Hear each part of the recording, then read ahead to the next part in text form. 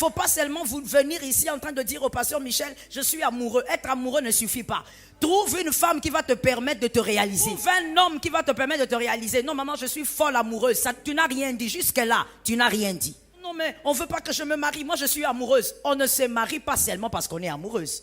Et d'ailleurs, quand tu te limites à dire que c'est parce que je suis amoureux que je dois épouser cet homme, c'est qu'en réalité, tu nous permets de comprendre que tu veux te marier, mais tu es encore un bébé. Shalom bien-aimé dans le Seigneur Jésus-Christ. Aujourd'hui, la servante de Dieu, pasteur Joël Gloria Cabassel, pasteur responsable de l'église Assemblée évangélique Nouvelle Alliance de Kinshasa, exhorte la jeunesse à ne pas être seulement amoureux ou amoureuse, car l'amour seul ne suffit pas pour réaliser des prouesses dans le couple. Il ne suffit pas d'être amoureuse, trouve un mari qui va promouvoir tes rêves. Être amoureux, c'est aussi et surtout une affaire d'hormones. Dès lors, quand ce pic hormonal décroît, c'est à chacun de faire le choix de poursuivre son chemin avec l'autre. Être un couple heureux, cela se décide. L'amour ne suffit pas toujours pour réaliser les prouesses et la longévité du couple, le couple peut affronter des divergences ou des écueils tels que cela ne nous semble plus vivable. On peut accepter des choses qui, au fil du temps, deviennent inacceptables. Parfois, cela ne suffit pas d'aimer beaucoup notre partenaire, il faut plutôt savoir en prendre soin, le respecter, lui donner sa place, l'écouter et se mettre à sa place et l'aider à aller de l'avant ou à s'épanouir. Il ne suffit pas seulement de dire « je vous aime, vous me séduisez, j'aime la façon dont vous me traitez, vous êtes génial et je veux être avec vous, vous me donnez la sécurité, la confiance et je suis avec vous et je vous épouse parce que je suis d'accord pour rester à vos côtés. » Non, cherchez plutôt un partenaire qui va t'aider à réaliser tes rêves et d'aller en avant. Abonnez-vous, aimez et partagez afin d'apporter l'évangile de Jésus-Christ aux nations. Que la bénédiction de Dieu soit votre partage dans le nom puissant de Jésus-Christ. Amen. Mais le mariage n'a jamais été qu'une question d'amour. Non, écoutez, pasteur, je l'aime, ça suffit. Non, ça n'a jamais été suffisant. Dis à ton frère, ça n'a jamais été suffisant. Dis à ton âme, ça n'a jamais été suffisant. Non, ça n'a jamais été suffisant. Non, mais écoutez, ce qui compte, c'est l'amour. Tant qu'on s'aime, ça suffit. Non, ça n'a jamais été suffisant. Peut-être que voilà pourquoi ton foyer a beaucoup de problèmes. Parce que tu as cru que l'amour suffisait pour être heureux. Que l'amour suffisait pour qu'une famille s'épanouisse. Non, ça n'a jamais été suffisant. Le mariage, depuis le commencement, parce que pour comprendre une chose, il faut toujours aller vers le fondement. Depuis le commencement, c'est-à-dire depuis Genèse, le mariage n'a jamais été qu'une question d'amour. Non. Ça, c'est notre fabrication à nous ou c'est votre fabrication à vous. Mais le mariage n'a jamais été qu'une question d'amour. Non, écoutez, pasteur, je l'aime, ça suffit. Non, ça n'a jamais été suffisant. Dis à ton frère, ça n'a jamais été suffisant. Dis à ton âme, ça n'a jamais été suffisant. Non, ça n'a jamais été suffisant. Non, mais écoutez, ce qui compte, c'est l'amour. Tant qu'on s'aime, ça suffit. Non, ça n'a jamais été suffisant. Peut-être que voilà pourquoi ton foyer a beaucoup de problèmes. Parce que tu as cru que l'amour suffisait pour être heureux. Que l'amour suffisait pour qu'une famille s'épanouisse. Non, ça n'a jamais été suffisant. Allons-y vers Genèse et on va comprendre ça. Parce que tout a commencé là-bas. Genèse 2, 18. Genèse 2, 18. Et j'aimerais te dire, à l'entrée des jeux, que lorsque dans une famille ou dans un couple, on ne tient compte que de l'amour, cette famille finira par agoniser. Le couple finira par agoniser, si pas par mourir, carrément. Parce que vous n'avez tenu compte que de l'amour. Qui vous a enseigné ça, on ne sait pas. Parce que même Dieu lui-même, il ne vous a jamais dit qu'il fallait se marier que par amour. Genèse 2, 18. Genèse 2, 18. Voici ce qui est écrit. L'Éternel Dieu donna cet ordre à l'homme. Tu pourras manger 2, 18, sorry. Je suis à Genèse 2, 16. Non, c'est 2, 18. L'Éternel Dieu dit, il n'est pas bon que l'homme soit seul. Quelqu'un m'a dit, il n'est pas bon. Je lui ferai une aide semblable. Quelqu'un m'a dit une aide semblable. Je n'entends pas. Vous avez un problème? Répondez-moi s'il vous plaît. Bon, on va répéter le verset tous, parce que j'ai l'impression qu'il y a des gens qui ont du mal à suivre. On va répéter le verset tous ensemble. On va en Genèse 2, 18. On prend juste les 18. On y va. 1, 2, 3. Oui. Oui. D'accord. Merci. Alors, dans ce verset, si vous regardez très bien, vous verrez que le verset est subdivisé en deux parties. La première partie, Dieu est en train de dire, il n'est pas bon que l'homme soit seul. Certainement que Dieu a dû voir la tristesse sur le visage de l'homme lorsque l'homme a constaté que toutes les bêtes étaient en paire. Et donc Dieu dit, il n'est pas bon que l'homme soit seul. Ce qu'il voudrait dire, il n'est pas bon que l'homme vive seul, il doit partager sa vie avec quelqu'un. Et là, on parle d'amour, n'est-ce pas? On parle d'amour. Donc là, on dit, voilà, il faut qu'il y ait de l'amour. Pour être ensemble, pour un foyer, pour un couple, pour une famille, il faut donc que tout commence par l'amour. Alors, il dit, l'homme doit partager sa vie quand même avec quelqu'un. Dis à ton âme, l'homme doit partager sa vie avec quelqu'un. Et la deuxième partie, la Bible dit quoi, s'il vous plaît? Relisez-moi votre Bible. Maman, là, vous savez, je vous écoute beaucoup ici. Vous répondez très bien, mais là-bas, je n'entends personne. Je ne sais pas s'ils sont venus me regarder ou écouter la parole. Donc, il faut que je les écoute. Alors, répétez-moi un peu la deuxième partie du verset. Voilà. C'est-à-dire que Dieu ne s'arrête pas à dire, l'homme doit partager sa vie avec quelqu'un. Dieu est en train de dire, je ferai une... Dans votre Bible, c'est écrit aide? Oui ou non? Donc, c'est écrit aide. C'est-à-dire que pour se marier, et là je suis en train de parler aux célibataires qui sont là, il ne faut pas seulement aimer un homme ou une femme. Il faut que cette personne soit capable de t'amener quelque part. Il faut que cette personne soit capable de permettre à ce que votre vie manifeste des réalisations. Il faut que ce soit quelqu'un qui est capable de te sortir de l'invisible vers le visible. Il faut que ce soit quelqu'un qui a le profil, que quelqu'un me dise le profil. Il faut que ce soit quelqu'un qui ait le profil d'une personne qui, en se mettant avec toi, il y a des choses qui commencent à se réaliser dans ta vie. Il ne faut pas seulement venir ici en train de dire au pasteur Michel, je suis amoureux. Être amoureux ne suffit pas. Trouve une femme qui va te permettre de te réaliser. Donne un amen normal. Trouve un homme qui va te permettre de te réaliser. Non, maman, je suis folle amoureuse. Ça, tu n'as rien dit. Jusque-là, tu n'as rien dit. Jusque-là, tu n'as rien dit. Ah, je vais réchoquer. Jusque-là, tu n'as rien dit. Oh non, mais on ne veut pas que je me marie. Moi, je suis amoureuse. On ne se marie pas seulement parce qu'on est amoureuse. Et d'ailleurs, quand tu te limites à dire que c'est parce que je suis amoureux que je dois épouser cet homme, c'est qu'en réalité, tu nous permets de comprendre que tu veux te marier, mais tu es encore un bébé. Tu nous permets de comprendre que, monsieur, tu veux te marier, mais tu es encore immature. Lorsque tu viens, mademoiselle, tu nous dis, moi c'est lui ou rien, parce que je n'ai jamais aimé un homme comme lui. Oh, je veux dire à une femme qu'elle sorte de l'immaturité. L'homme qu'on épouse n'est pas forcément le meilleur amour de toute sa vie. Je répète la phrase pour celui qui n'a pas entendu. L'homme qu'on épouse dans la vie n'est pas forcément l'homme qu'on a plus aimé dans la vie. C'est de l'immaturité. Peut-être que l'homme que tu as plus aimé dans la vie, tu avais 16 ans ou 17 ans si tu étais précoce. Parce qu'il y a des gens très précoces, je sens ça ici là. Vous faites semblant pour rien, tu étais très précoce. À 16 ans, on t'a déviergé.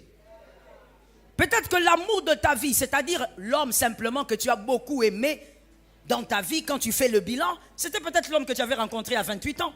Mais ce n'est pas forcément l'homme qu'on épouse. Alors, il ne faut pas dire « je l'aime, donc je l'épouse ». Non, je l'aime, il pourra, donc je l'épouse. Que quelqu'un dise ça à son frère. Si tu as bien suivi le schéma là, dis le schéma là à ton frère. Voilà les gens qui n'ont pas suivi la prédication. Voilà les gens que j'attrape tout de suite là. Ne viens pas nous dire « je l'aime, donc je l'épouse ». Non, monsieur, dis-nous « je l'aime et elle a le profil ». Pour me permettre de réaliser des prouesses, donc je l'épouse. J'ai aimé cet amen là. Tu ne vas pas épouser quelqu'un simplement parce que tu l'aimes. Voilà pourquoi dans la plupart des foyers aujourd'hui, voilà pourquoi des hommes inspirés ont eu l'idée de faire ces genres de séminaires. Parce que dans la plupart des familles aujourd'hui, partout dans le monde, il y a des gens qui vivent ensemble mais qui ne sont plus mariés. Il y a des gens qui vivent ensemble, mais qui ne sont plus mariés. Vous les voyez sortir de la même maison, mais ils n'ont pas le même esprit. Vous les voyez dormir sur un même lit, mais ils ne partagent plus aucun projet ensemble. L'homme s'est rendu compte qu'il a épousé quelqu'un qui ne lui amène nulle part. La femme a découvert qu'il a épousé un homme qui l'a amené plutôt en bas au lieu de la hisser. Au nom de Jésus de Nazareth, célibataire, sois éloigné de ce genre de choses. Reçois la connaissance et que ça ne t'arrive pas au nom de Jésus. Il ne faut pas venir nous dire ici, je vais divorcer. Tu ne divorceras pas. Tu resteras dans ce foyer. Parce que nous ne faisons pas partie des pasteurs qui prêchent le divorce. Donc tu resteras dans ton mariage même avec les larmes. C'est le moment de faire un bon choix. Non, mes parents ne voient pas. Moi, j'ai dit, je veux seulement elle. Tu veux seulement elle, il faut te marier. Mais la suite doit te donner raison. Est-ce que quelqu'un m'entend bien? Plusieurs femmes sont blessées dans le mariage, aigries. Tous les jours, vous les voyez colériques. Même pendant que je parle là, elles sont fâchées. Pourquoi? Mais parce qu'elles ont réalisé depuis des années que ce mariage-là, c'est fini. Elles sont à l'intérieur pour d'autres raisons. Mais elles ont réalisé qu'elles ont épousé des hommes qui ne vont jamais les hisser. Des hommes qui ne reconnaissent jamais leur potentiel, jamais leur talent. Les hommes qui ne les encouragent jamais. Monsieur, le choix, on le fait aujourd'hui. Célibataire, mademoiselle, le choix, on fait aujourd'hui. Je reprends les schémas avant de passer. Je l'aime, il pourra, elle pourra, alors je l'épouse. Il y a quelqu'un dans la parole de Dieu qui a voulu commettre exactement la même erreur parce qu'évidemment, c'est un tout petit peu la folie de la jeunesse. Cet homme s'appelait Jacob. Jacob voulait épouser une belle femme dont il était éperdument amoureux, mais il voulait se limiter à l'amour. Dieu l'a corrigé. Can I talk? Dieu l'a fait quoi? L'a corrigé. Lui, là, il a grâce d'être corrigé par Dieu. Tu sais pourquoi? Parce que Jacob portait en lui des nations. C'est pas comme toi, mon frère. Jacob portait en lui des nations. Dieu était obligé d'être sévère avec Jacob. Quand il allait à gauche, Dieu devait frapper. Parce qu'au travers de lui, même nous ici, on devait recevoir le salut. Qui n'a pas compris? Qui a compris? Même au travers de Jacob, les nations allaient recevoir le salut. Donc Dieu était sévère avec Jacob. Écrivez s'il vous plaît. Genèse 28, plutôt prenez 29. Genèse 29, 18. Genèse 29, 18. Jacob va dire à Laban, moi je veux Rachel. Elle est tellement belle, moi je prends 7 ans de travail pour Rachel. Oui, la Bible d'ailleurs le dit que Jacob était belle. Belle de figure et belle de taille. La Bible précise quand il y a la beauté quelque part. Que quelqu'un lève sa main droite et dise, Dieu aime la beauté. Oui, Dieu aime la beauté. Alors il faut, j'ouvre une parenthèse seulement, hein. Ça va te déranger? Ça va te déranger? Ok, je choque en disant ceci. Dieu aime la beauté. Alors mon frère, arrête un peu avec cet évangile-là où toi quand tu vois la beauté, c'est toujours l'esprit des sirènes. Quand tu vois la beauté, c'est toujours l'esprit des eaux. Laisse la jolie femme là avec son make-up, avec son teint qui va bien.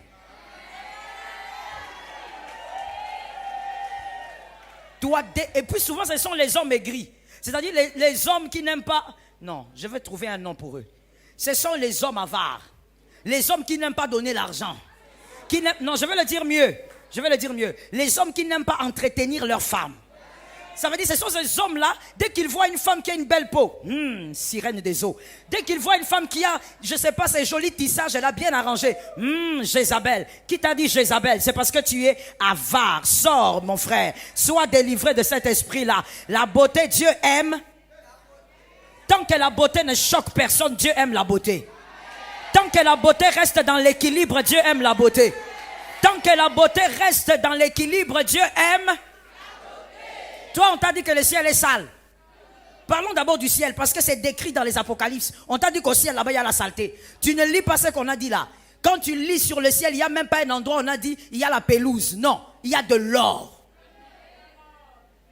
Mais toi, dès que tu vois seulement qu'une fille, non, moi, je ne peux pas épouser ce genre de filles-là. Oui, mon frère, tu ne peux pas épouser ce genre de filles parce que toi, tu es avare. Tu ne vas pas entretenir ce genre de peau-là. Genèse 29, 18. Il y a donc Jacob qui dit, moi je veux Rachel. Je travaille 7 ans pour Rachel. Et la Bible est claire. Jacob aimait Rachel parce qu'elle était belle. Alors il a donné tout son cœur, il y travaillait. Mais c'est que Jacob ne pouvait pas évidemment savoir. Et Dieu a utilisé la coutume juive pour corriger et recadrer Jacob. Jacob a voulu épouser une femme que parce qu'il était éperdument amoureux. Or, les entrailles de Rachel ne portaient que Joseph. C'est-à-dire un homme qui allait donner la paix à une période bien définie et à une génération bien définie. Mais les entrailles de Rachel ne portaient pas le Shiloh. Le Shiloh se trouvait dans les entrailles de Léa. Mais les entrailles de Léa qui portent les Shiloh, lui qui va donner la paix à des générations, lui qui va donner la paix à toutes les races, lui qui va donner le salut à toutes les races, cette femme n'était pas belle comme Rachel. Jacob veut l'amour, Dieu cherche la destinée. Qui a compris? Non, il y a des gens qui n'ont pas compris, je redescends encore. Jacob veut l'amour, mais Dieu cherche les réalisations. Dieu fait comprendre à Jacob qu'il ne suffit pas d'aimer, tu dois trouver quelqu'un qui va amener ton nom quelque part. Et donc Dieu s'organise pour que Léa entre dans le foyer de Jacob. Parce que dans les entrailles de Léa, même si elle n'est pas belle, il y a des réalisations. Elle enfante Judas et Judas enfantera celui qui a le commandement. Le bâton de commandement ne quittera pas Judas jusqu'à ce que vienne le Shiloh. Est-ce que quelqu'un m'entend bien? Une famille, il doit avoir de l'amour et des réalisations. Est-ce que quelqu'un m'entend bien? Il faut qu'il y ait de l'amour et des réalisations. Dieu recadre Jacob, il dit à Jacob, écoute petit, tu vas commettre une erreur. Tu veux la beauté, c'est bien. Mais ce que tu n'as pas compris, c'est qu'avec Rachel, tu vas t'arrêter en Égypte. Can I talk to somebody?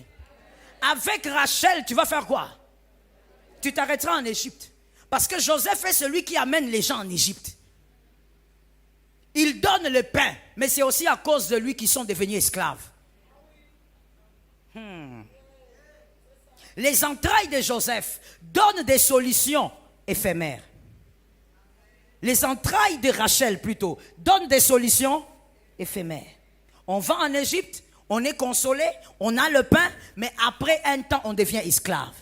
Mais les entrailles de Léa permettent une réalisation générationnelle. Jusqu'aujourd'hui, on parle de Léa. Pourquoi? Parce que de Léa est venu le Shiloh.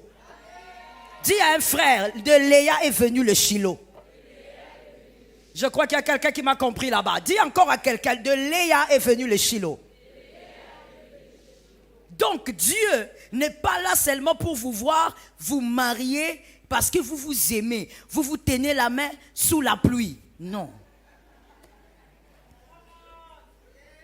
Vous êtes là sous la pluie, vous sentez que c'est de l'amour, vous vous mouillez totalement. Non.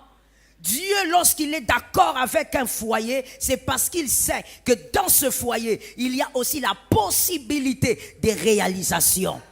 Ça tombe sur celui qui est là derrière. La possibilité de réalisation. Avant d'évoluer, laisse-moi parler un peu aux célibataires. Levez-moi vos mains droites et que je vous dise quelque chose. Merci, baissez-les maintenant. Je dis ceci aux célibataires. Lorsque une personne est comme Léa, c'est-à-dire une femme ou un homme qui est capable de t'amener loin, de t'aider à avoir des réalisations ou à accomplir des prouesses, ce sont des choses qu'on constate déjà quand on est fiancé. Quel type de causerie il sort de sa bouche? Depuis que tu es avec lui, vous causez pendant 2 heures. Tout ce qu'il te raconte, c'est le théâtre. Tel acteur a fait, tel acteur a fait, tel acteur est mort. Lui, tout ce qu'il te raconte, c'est le théâtre. Et mademoiselle, tu viens ici en courant, même si tu es en crise de mariage, tu nous dis tu as trouvé un homme. Tu n'as pas trouvé un homme. Tu as trouvé celui qui va commencer à te raconter les choses qui sont à gauche et à droite. Lorsque tu parles avec cette fille pendant 2 minutes, qu'est-ce qui sort de la bouche de cette fille? Une personne qui est capable de t'amener à accomplir des choses, c'est une personne aussi dont la bouche révèle les choses cachées, glorieuses. Elle passe avec toi 3 minutes. Dans 3 minutes, monsieur, ta tête commence à bouger. Elle passe avec toi 3 minutes sous l'arbre, vous causez. C'est ta fiancée. Dans 3 minutes, tu as la solution à beaucoup de problèmes. Dans 3 minutes, tu vois déjà comment tu peux entreprendre. Elle te donne des pistes de solutions pour avoir de l'argent. Regarde comment tu me regardes, comme si tu n'aimes pas l'argent. Elle te donne des pistes de solutions pour sortir de la stagnation. Ce n'est pas une femme avec qui tu parles depuis qu'elle a commencé à te parler. Elle ne te parle que de ce qu'elle n'a pas aimé quand vous êtes allé dans la fête dernièrement. Elle n'a pas aimé ce qu'elle avait vu dans votre famille. Donc elle est focalisée que sur les futilités. Mon frère, aime et choisis celui qui peut t'amener. Et donc Dieu a recadré Jacob. Dieu a imposé à Jacob Léa. Pourquoi? Parce que l'amour seul ne suffit pas. Pour réaliser des prouesses sur la terre, en tant que couple ou famille, l'amour seul ne suffit pas. Mais je veux même pousser ma thèse un peu plus loin. Ça va peut-être te choquer, mais ce qui est biblique est biblique.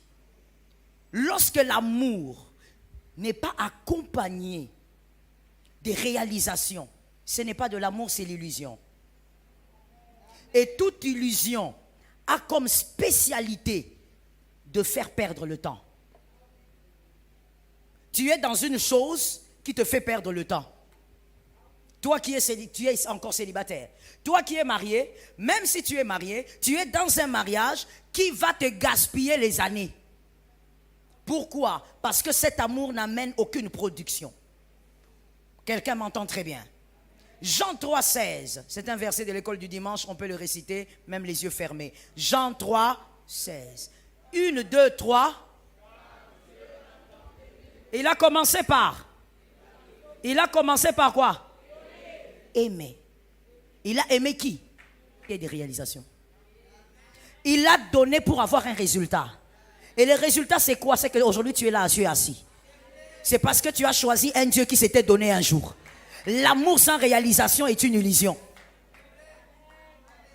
Il faut arrêter de te consoler, mon frère. Il faut arrêter de te consoler, ma soeur. Toi qui es déjà marié, que Jésus te donne des éléments pour voir qu'est-ce que tu dois faire pour vaincre cela. Parce que tu es déjà à l'intérieur. Mais tu dois arrêter de te consoler mal. Dis à ton âme, mal me consoler. Les années passent, tu ne fais rien, tu dis j'attends. Tu attends quoi? Les années passent, tu dis j'attends. Non, j'attends le temps de Dieu. Je vais t'expliquer quelque chose. Ça va peut-être te choquer, mais ce n'est pas un problème. Écoute-moi très bien. Toutes les personnes qui ont saisi des choses exceptionnelles dans la parole de Dieu, venant de Dieu, n'ont pas attendu Dieu. Ils sont allés vers Dieu. Si tu lis la Bible, ben, tu vas trouver ça normal. Hein? Mais si tu ne lis pas la Bible, tu seras en train de me regarder. Maman parle de quoi? Non, ici, cette fois-ci, on ne parle pas du théâtre. Toutes les personnes qui ont vécu des miracles exceptionnels n'ont pas dit « j'attends le temps de Dieu ». La personne qui avait dit « j'attends le temps de Dieu », je la connais dans la parole de Dieu, elle a fait 38 ans malade. 38 ans. Alors qu'elle pouvait guérir plus tôt. Non, elle est restée là. Elle a attendu Jésus. Jésus est venu après combien d'années? 38 ans. Des maladies. La femme à la perte des sangs, elle a souffert, elle a entendu que Jésus passait, elle est partie. J'ai aimé cet amen. La femme syrophénicienne, elle a appris que Jésus était là, l'enfant est malade, elle est partie chez Jésus. Jésus lui a dit, ce n'est pas ton temps. Elle a dit, ah bon, c'est ça que toi tu dis. Moi j'ai dit c'est aujourd'hui. Elle a eu, elle n'a pas eu. Marie a dit à Jésus, il n'y a plus de vin. Jésus a dit, ah, il faut te calmer, femme, il faut arrêter ça. Mon heure n'est pas encore arrivée. Quel exemple plus clair comme celui-là. Jésus a précisé, je refuse de faire le miracle, pas parce que tu as mal demandé, mais l'heure du miracle n'est pas encore arrivée. Marie a dit, il faut laisser ça, tu vas faire. Marie est allée chez les serviteurs, elle a dit, faites ce qu'il vous dira. Il avait fait ou il n'avait pas fait? Alors je dis à quelqu'un, arrête de mal te consoler en entendant le temps de Dieu. Tu n'as qu'à aller vers le temps de Dieu là. Donne un amen normal que je t'entende. Donne un autre amen que je t'entende. Donne-moi 3 amens que je t'entende. Je dis à quelqu'un, va vers le temps de Dieu. Il n'y a aucun verset biblique, si tu le trouves, envoie-moi un texto. Aucun verset biblique qui dit, Dieu refuse lorsqu'on le suit. Dieu n'a jamais refusé lorsqu'on les suit. La Bible dit, voici les miracles qui accompagneront ceux qui croiront. Mais la Bible ne me dit pas que moi je dois attendre à un seul endroit. Le miracle me suit, moi je suis Jésus. Je vais prendre ce qui est à moi selon le temps de ma foi. Dis-moi le temps de ma foi. Je dis à quelqu'un qui est marié que ta famille soit restaurée selon le temps de ta foi. Si c'est maintenant qu'elle soit restaurée au nom de Jésus. Cet amen est étrange. Si c'est ton jour, sois restauré aujourd'hui. Mon frère, le temps de ta foi, Jésus ne l'a jamais refusé. À toutes les personnes à qui Jésus avait dit non, il avait finalement donné. Quand la foi dit c'est aujourd'hui, c'est aujourd'hui. Que ce qui ne fonctionne pas dans ton couple, que ta foi dise c'est aujourd'hui. Je suis d'accord avec ça. Donc mon frère, s'il te plaît, Je viens seulement te dire, il ne faut pas mal te consoler, les années passent. Il faut plutôt trouver la solution. Quelle est la solution? Parce que peut-être que tu t'es pas bien marié. Peut-être que ce n'était pas la femme qu'il fallait. Peut-être que ce n'était pas l'homme qu'il fallait. Maintenant, comme tu ne peux pas divorcer, quelle est la solution? Il faut arrêter de te consoler. Il faut arrêter de mal te consoler. Seigneur, j'attends. Toi, tu attends quoi? Tu avais 25 ans, maintenant tu as 40. Donc, il ne faut pas se consoler mal. Quand ça ne va pas, il faut dire ça ne va pas. Et je dois trouver une solution. Que Jésus te soutienne. Shalom bien-aimés dans le Seigneur Jésus-Christ. J'espère que vous avez aimé cette vidéo. Abonnez-vous et partagez pour porter l'évangile de Jésus-Christ aux nations, car il y aura plus de joie dans le ciel pour un seul pécheur qui se repent. Merci de faire partie de notre famille où on refuge Jésus-Christ.